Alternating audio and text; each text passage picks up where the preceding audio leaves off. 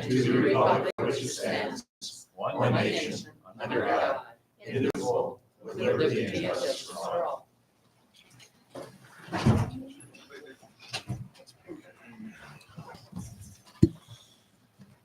Approval of the minutes of September 3rd, 2024. Commissioner Eulenkamp, Second. Commissioner Kanowski. Any discussion? No discussion. All in favor, say aye. Aye. Opposed, same sign. Motion carries. Okay, awards and proclamations. We have nothing on the agenda. Tonight, it's a public hearing for the final budget, and I will open the hearing up at this point. So anyone in the crowd that wishes to speak to the budget, please come forward, identify yourself, and give us your spiel, if there's anybody that's so inclined.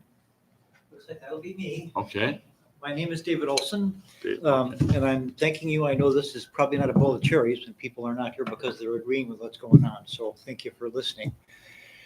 Part of my concern is that this is a large reduction. The library itself had reduced the mills they were asking for, and then there was an additional reduction, pretty big and no debate. So one has to wonder the reasoning for it, why it couldn't have been other agencies, other departments, or why it couldn't have been across the board.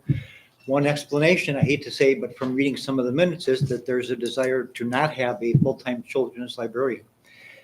I hope that's not true, but I'm going to speak in favor of one. I don't think that was mentioned whatsoever, so I don't know Okay, where you well, heard that. it certainly is reflected in the minutes from one of the meetings where it was said that this will be an adequate budget at current staffing levels, which does not include a full-time children's librarian. So that's the implication in that, in my opinion. I'd like to just speak more positively about a children's librarian. First of all, personally, I've been going to libraries for 68 years.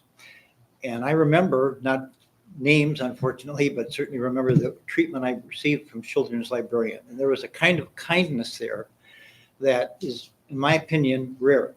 Kindness, not condescending, not saying we're being easy about things, but encouraging me to pursue what interested me, to be curious.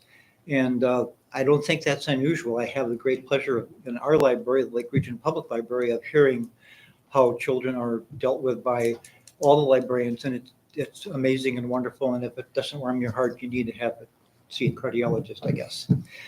Also, Laura Bush, as you might remember, is a former First Lady and also former librarian. I'd like to read you something that she said, since she's A, more experienced than me, and chronologically speaking, if you can believe that, and B, more library experience than I am also. She said, "Libraries allow children to ask questions about the world and find the answers. And the wonderful thing is that once a child learns to use a library, the doors to learning are always open." Boy, that's me. I mean, I just read this recently, but that's clearly me. So what I'm hoping is there can be some reconsideration of the dramatic decrease in the library mill allocation and put it back to about where it was, which was not the full 6 that was out there under the law, but that the library itself said we can do with less than that. So, and I understand there's other issues. The HVAC thing is kind of coming to a close, and there's other questions about insurance, but it's hard for me to be non-cynical about cutting that budget the way it was. So that's what I have to say. Thank you for listening. Okay, thank you. Is there anybody else wish to speak to it? Well, I for one, that was not an issue. We were not against the public librarian. It was just a funding issue. And that was kind of the issue behind it. And then it was addressed that when the cut was made, it was, for those that are understanding of the budget, the valuations went up. So the monies were still basically even, right, Spencer? I guess is the way I understood it when it was drafted. The bill, we dropped a mill, but your funding was about on the same level as it was last year. It didn't change. It wasn't a large cut. So I think there's a misunderstanding of how large a cut it was. You didn't get more money, but you didn't get a cut. You got it equal to what was the previous year, if I understand it correctly. So that, and we asked to cut because what we're trying to do is keep our mills from increasing. And our goal was to cut to 1 to 2 mills. And it affected not only the library, but it affected other agencies too, such as the airport and a couple other departments. So we were just trying to stay at a low key and at a lower level and not increase it, because we knew our whole community has been hit by several bond increases through the school, through the ambulance service. And we were going to do our part to try to minimize the issue of going up. We knew that you had an interest in a full-time librarian, and I don't believe one of us have a problem with that. You know, Maddie, you're doing a great job over there. We had no concerns about it. And it was just one of those things that each year, every department goes through scrutiny, and we have to, tighten the budget, and that's what we were doing. And So what is the dollar amount difference for the library? Can you answer that, Spencer, Compared to for us? last year? Yeah, that's a good question. Dollar amount difference would be about Wait, a little louder. dollar amount difference would be about $6,000 difference. But between both the city and the county, they're receiving about $1,000 more than they did last year.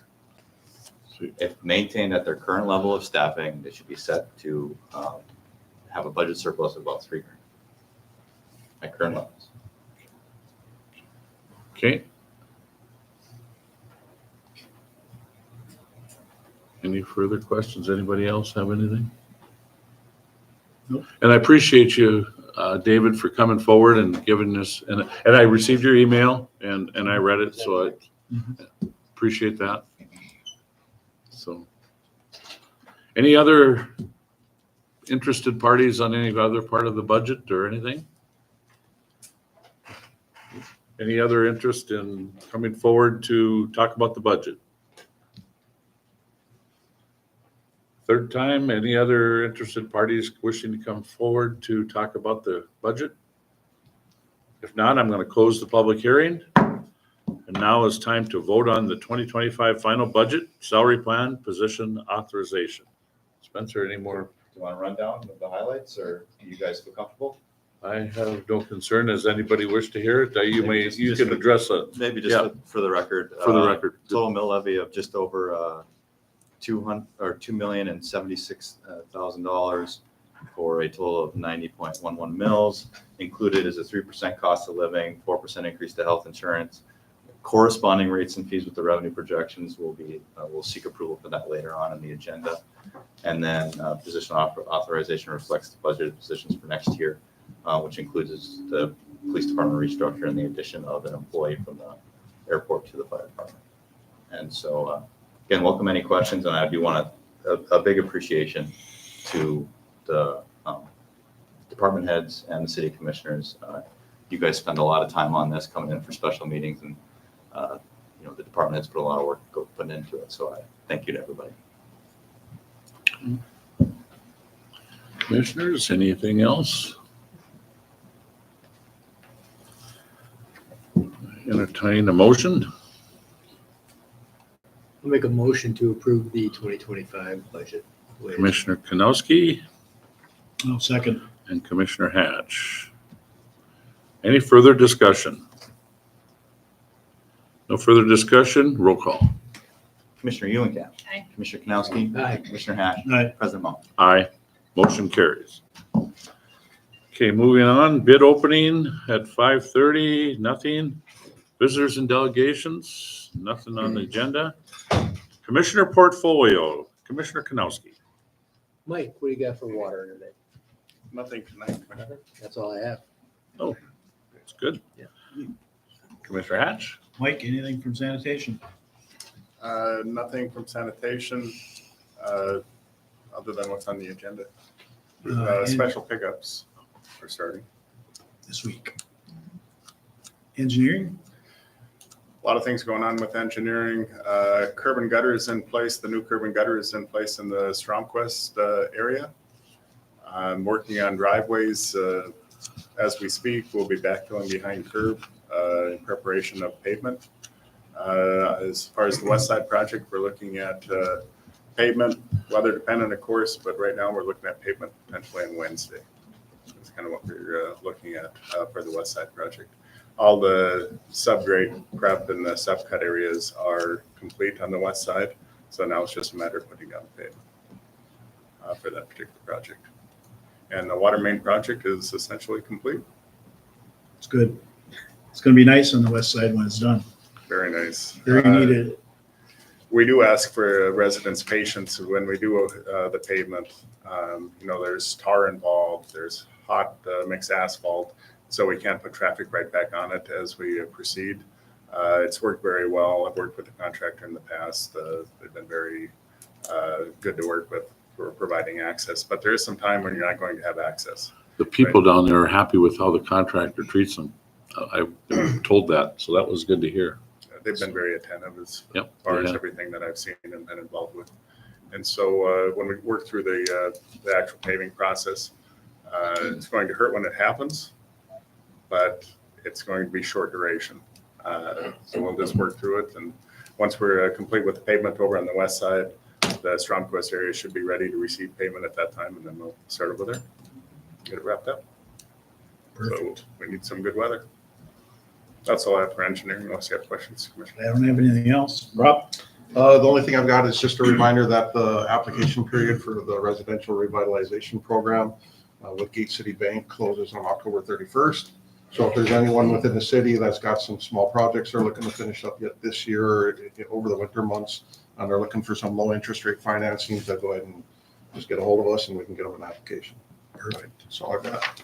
Thank you. That's it. Okay. Commissioner Eulenkamp. Anything else for streets besides what you've already discussed? Just one item I guess I could have addressed under engineering, political signs. It's going to be that time of year. In the past, the political signs are not allowed on public right of way.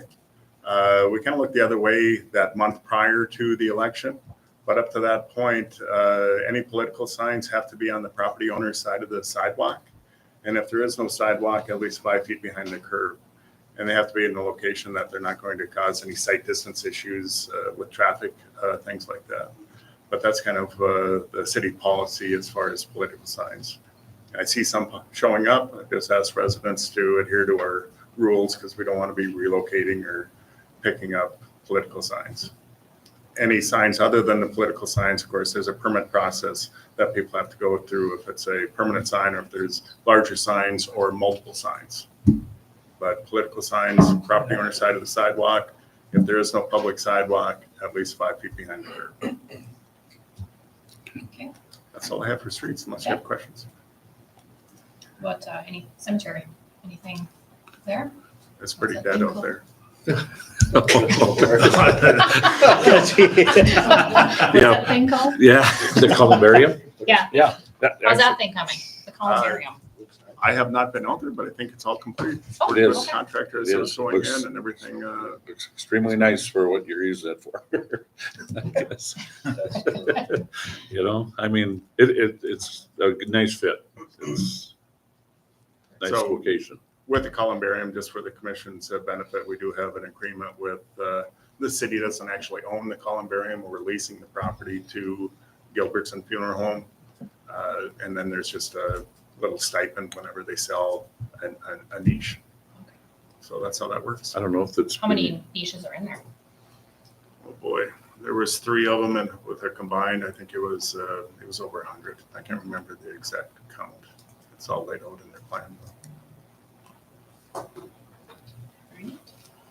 That's all I have. Okay.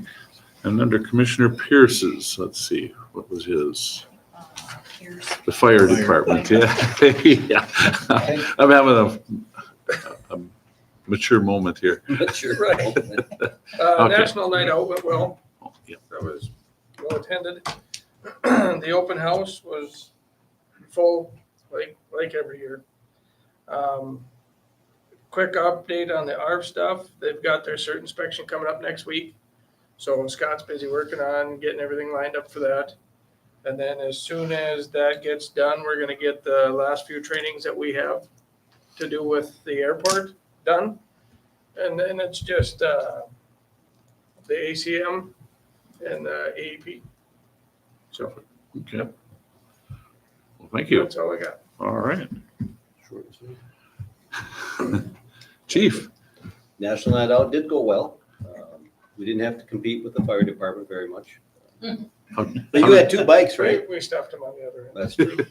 We were kind of lonely back in the. how did Tippecop go? Tippecop went excellent for only one day because of National Night Out. We raised over $1,200. And that money goes where? That goes to the North Dakota Special Olympics in Okay. Grand Forks, and then they disperse it. So last year they did $13,000 total throughout the whole state. Sure. We did in one night $1,200. So that was pretty impressive. Yeah. Kudos, a shout out to Captain Ben Harkness for coordinating that, and Officer Damon Brocky helped out as well. So I was just there for chatting, to Tipping. eat with the Joe. And to eat, yes. Okay. Other than that, Samantha Rodriguez is our new detective sergeant. She will get sworn in October 4th, and then she'll attend a 2-week basic course for criminal investigation in Bismarck on October 7th through the 18th. And we have the Devils Lake High School homecoming parade coming up on the 27th, and we got that all coordinated. So Perfect. we should be good. That's about all we have. All right. Thank you, Chief. Spencer. Yeah, Maryville members of the commission, October 7th, we'll have the public hearing for special assessments for you. Thank you to Helen in the back that's helped us throughout this process, and so we'll have that for you at the next meeting. League of Cities conference is this week, so I'll be out of the office in Grand Forks for that Wednesday night, Thursday, and Friday. So if you need to get a hold of me, just call my cell phone.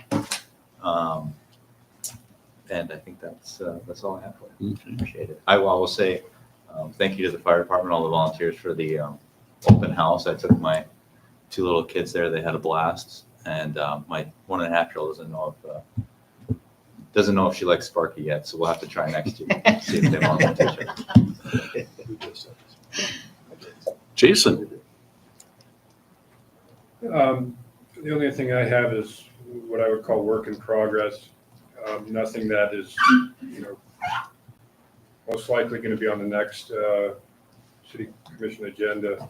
But what this would be is several ordinances that need to be revised. The majority of them are for criminal matters, but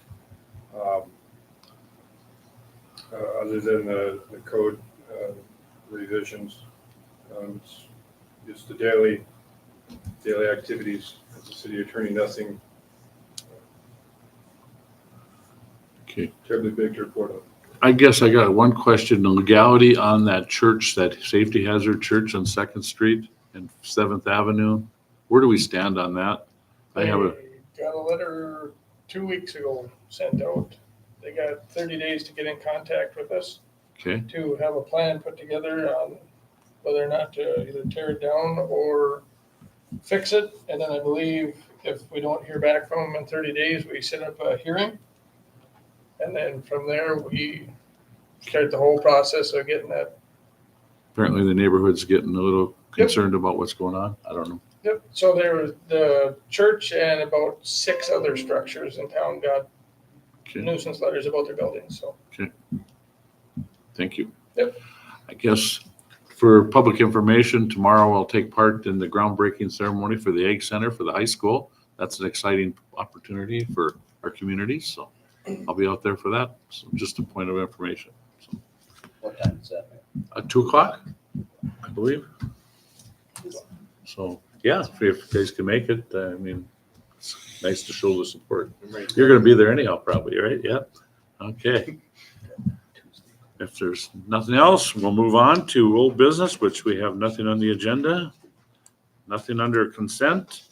We'll go into new business, and first item is resolution establishing rates and fees effective January 1st, 2025. Spencer. Maryville members of the commission, these rates and fees adjustments correspond with those that were in the 2025 budget. Most of them pertain to the sanitation department, adjusting the sanitation base rate from $12 to $13, adjusting the residential commercial dumpster volume charge from $11.50 to $12, and then adjust special garbage pickup from $22 to $25 per month, as well as an adjustment to the street light charge from $2.25 to $2.50 for residential uses and $3.50 to $3.75 for business, commercial, and industrial uses. One thing that we're probably going to have a discussion between now and the end of the year is the sanitation department and the recycling program. As far as this budget shows a deficit in the sanitation fund we really shouldn't be going backwards any more than we are. And with the recycling program, we can afford to take a $30,000 to $40,000 hit, but we're not built to take on the $100,000 hit. And so we need to come up with some sort of a revenue stream to continue that service as it currently stands, or we need to kind of modify how we do those things. And we need to have some conversations with Lake Region Corp for what we're doing down the road and all those sorts of things. But we might see if the city wants to continue to subsidize the recycling program through its current sanitation rates and fees. I want to get with Mike and we want to come up with a good proposal for you guys, and that might come between now and January 1. Because you can amend the rates and fees at any point. I feel good with this right now, but Mike and I want to do a little bit more work on the recycling side to bring that before you guys. So you guys might get another presentation on that before the end of the year. Other than that, I would recommend approval. Wishes of the commission. Make a motion to approve the resolution to establish rates and fees for the year January 1. Commissioner Hatch, I'll second it. Commissioner Kanowski. Okay, any further discussion? No further discussion, roll call. Commissioner Ulicek? Aye. Commissioner Kanowski? Aye. Commissioner Hatch? Aye. President Moore? Aye, motion carries. Item number 2, excuse me, pay estimate number 2 for Mayo Construction West Side Project. Mike. The pay estimate includes work completed to date. Among the pay estimate is $420,483.43. Recommend approval.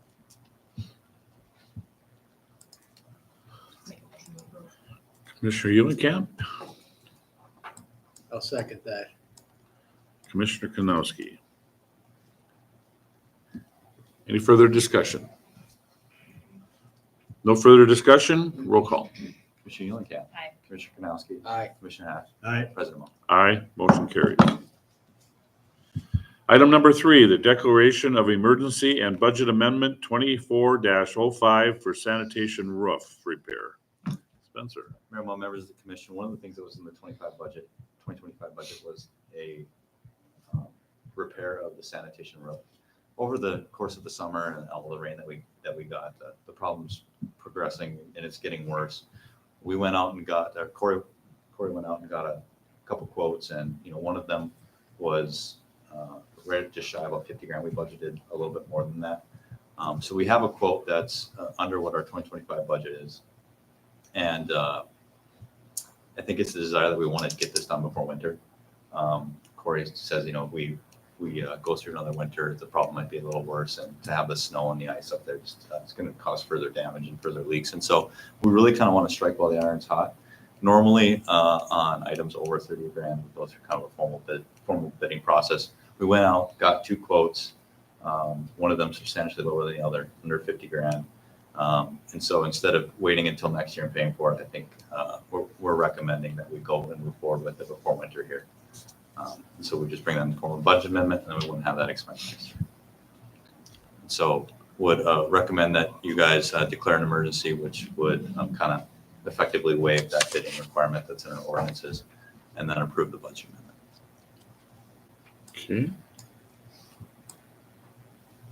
Okay, Mike, do you have anything further to add? Worked with that contractor in the past that submitted the proposal. Done very good work for us in the past. Leaky roofs are a thing not to put off. Get it fixed. So that's the recommendation before you. So you've got 2 already, and one was a lot higher. Correct. My only question I was going to ask was whether you've worked with them before. So you answered that already. So Yeah, and it's it's in the staff reports at D&D repair. So. Good work for us in the past. Yeah, I don't have a problem with that. Is that your I'll motion? make a motion to declare the emergency and from the budget of for the sanitation roof repair. Okay, Commissioner Kanowski. Second. Commissioner Eulenkamp. Any further discussion? No further discussion, roll call. Commissioner Eulenkamp. Aye. Commissioner Kanowski. Aye. Commissioner Hatch. Aye. President Moe. Aye, motion carries. Item number 4, a resolution authorizing redemption of sales tax revenue bond, Series 2015B, $1,280,000 plus accrued interest. Spencer. Yeah, Mayor Moe, members of the commission, just, I'll go on a little bit of a meandering story here, but at the end of the day, the action that we're requesting from you is to pay off the remaining principal and interest on sales tax revenue bond series 2015. The city, over the course of the last couple of years, we have gotten behind on our audits. We finished our 2021 audit in February of 2024, and we had worked up a process with the state auditor's office, who's the one that conducts our audit, to begin our 2022 and our 2023 audit concurrently, meaning we were going to have 2 separate reports, and we were going to do them both continuously. We were planning to begin that in the beginning of August, early September, with hopefully to have at least the 2022's report finalized by the beginning of December, and then 2023's just shortly thereafter, because we need to get caught up on our audits. In talking with the state auditor's office, in early August, the kind of the principal lead that does our audit left the state auditor's office, and then within a month later, his manager, who would have been doing ours, also left. And so we're under a very tight timeline with Moody's right now to get our 2022 audit and updated financial information for them to withhold, or for them to continue keeping us at our current bond rating. Otherwise, we risk the bond rating being withdrawn due to lack of sufficient information. In the industry, it's kind of like a not so great scarlet letter, right? It's not a reduction in your bond rating and basically communicating to the market you have a less of an ability to pay off your debts. There's no issue with us being able to pay off our debts. It's just getting them timely financial information. They put us on kind of a 60 to 90-day window to provide them with some updated information. That was effective September 1. We were confident that we were going to meet that timeline. However, with the changes at the state auditor's office and this timeline, right, we're kind of in a pickle right now. And so I have, we talk about, waiving the bidding requirements for some services and those sorts of things. I've gotten a quote from one audit firm, private sector audit firm, and I expect another one in the next couple of days. And I've stressed on the importance of getting our 2022 audit done as quickly as possible. Hopefully we can send Moody's some, unaudited financial statements that will hold them off a little longer. Compounded with this, Kay, is the city only has one bond that is actually carrying a rating from Moody's, and it's this one. And in talking with Northland Securities, who's our bond consultant, going back and forth, there were a couple options. This one seems to be the most appropriate given the circumstances. And so what we're recommending is that we pay off this bond. At the end of the day, we'll end up saving, $80,000 on accrued interest. The cash is worth more right now, but over the course of the term, we would save $80,000 in interest. And what this will effectively do is it will put Moody's in a position where they would have to consider withdrawing an issuer rating. We don't get our information on an organization that doesn't have any debt that carries one of their ratings, right? And so that's basically what we're trying to do is we're paying off this debt, and we're going to come in, we're going to do our 2022 audit as quickly as possible, get them as much information as we possibly can, and then go on and move from there. You think about, what your job is, and I feel like I did let you guys down a little bit with this. We came in, we were behind, we didn't have a team, we had to build a team. Same thing with the state auditor's office, and our 2022 audit took a long time. And, I feel like we had put the people and the process into place to get the jobs done, but factors came into play and putting in a tough position, right? And so trying to do our best to make the most out of the situation. Once again, I would say we're probably gonna have to call a special meeting in the next few days. Once we get that second quote, we'll select an audit firm, and then we're gonna get going as fast as we can. But I think strategically over the next 4 months, the best route for the city to take is to pay off the remainder of this bond. Plan to pay off the bond is included in the staff report, basically taking some of the sales tax bond reserves that we have on other debt and shifting them over to this, using the remaining balance that we have in this current account and about $150,000 from infrastructure fund and paying this off.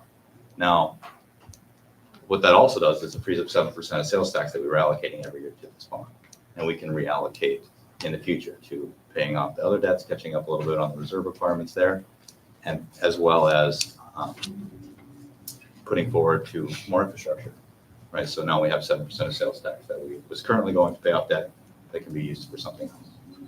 And so the recommendation for you is to pay off this bond. We'll make sure to keep you updated on the audit process moving forward, and would welcome any questions. Any questions from the commission? No, I don't have any. Makes sense. It's nice that we're able to do that and we're positioned for that. So. If not, I entertain a motion.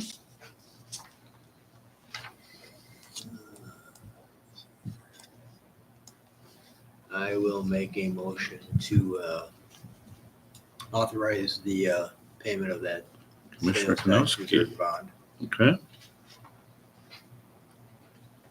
Is there a second? Second. Commissioner Hatch. Any further discussion? No further discussion, roll call. Commissioner Eulenkamp. Aye. Commissioner Kanowski. Aye. Commissioner Hash. Aye. President Moore. Aye, motion carries. Okay. Citizen comment, anybody in the audience that wishes to speak? Nobody signed up, okay. Informational items, August 2024 financial report is on our. Mayor Mo, I would just, in the commission, I would just let you know that I believe it was, August sales tax allocation was $650,000. And that was the highest on the spreadsheet that I could find since they started remitting them monthly. So Wow. I think that there was but the month before was a little lower. So I think there was maybe an extra week included in this one. But regardless, the largest sales tax deposit we've received from the state is in That's August. pretty awesome. Just about covers that note. Okay, awesome. Well, if there's no further information and nothing, motion to approve the payment of bills. Motion to pay the current bills. Commissioner Hatch, Second. Commissioner Eulenkamp. Any further discussion? Roll call. Commissioner Eulenkamp. Aye. Commissioner Kanowski. Aye. Commissioner Hash. Aye. President Moore. Aye, motion carries. If there's no other business to come before the commission, meeting adjourned.